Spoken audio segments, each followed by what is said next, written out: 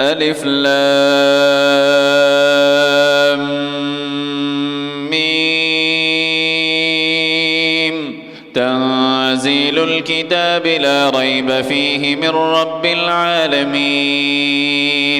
أم يقولون افتراه بل هو الحق من ربك لتنذر قوما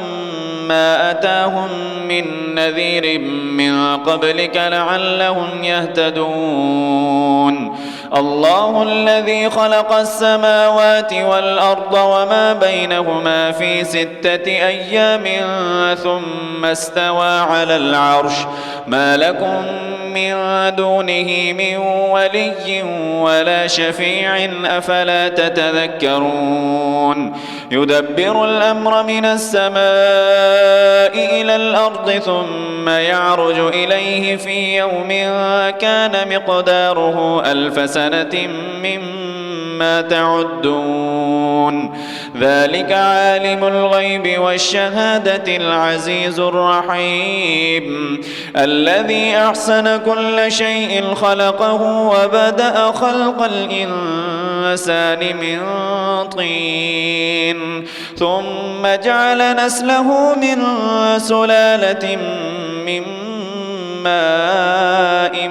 مهين ثم سواه ونفخ فيه من روحه وجعل لكم السمع والأبصار والأفئدة قليلا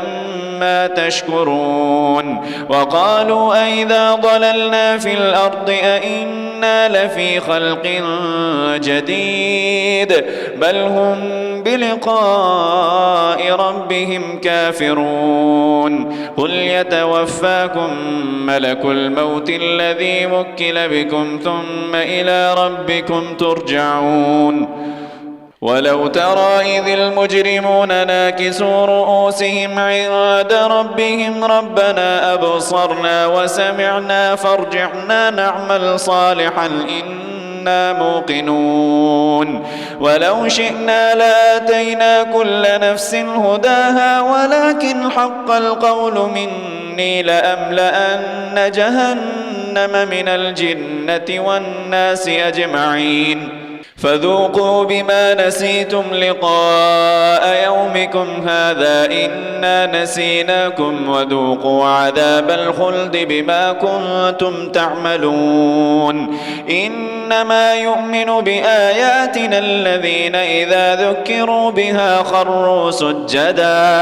خروا سجدا وسبحوا بحمد ربهم وهم لا يستكبرون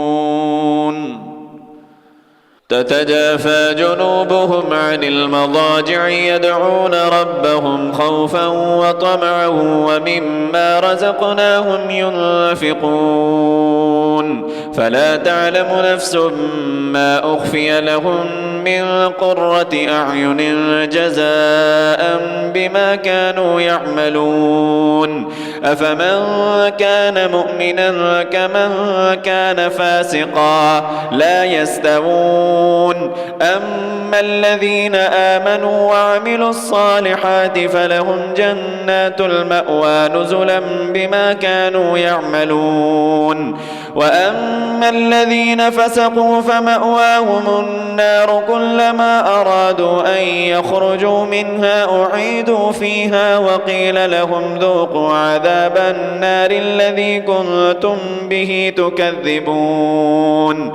ولنذيقنهم من العذاب الأدنى دون العذاب الأكبر لعلهم يرجعون ومن أظلم ممن ذكر بآيات ربه ثم أعرض عنها إنا من المجرمين منتقمون ولقد آتينا موسى الكتاب فلا تكن في مرية من لقائه وجعلناه هدى لبني إسرائيل وجعلنا منهم أئمة يهدون بأمرنا لما صبروا وكانوا بآياتنا يوقنون إن ربك هو يفصل بينهم يوم القيامة فيما كانوا فيه يختلفون أولم يهد لهم كم أهلكنا من قبلهم من القرون يمشون في مساكنهم إن في ذلك لآيات أفلا يسمعون أولم يروا أنا نسوق الماء إلى الأرض الجرز فنخرج به زرعا تأكل منه أنعامهم وأنفسهم أفلا يبصرون ويقولون متى هذا الفتح إن كنتم صادقين قل يوم الفتح لا ينفع الذين كفروا إيمانهم ولا هم ينظرون فأعرض عنهم وانتظر إنهم منتظرون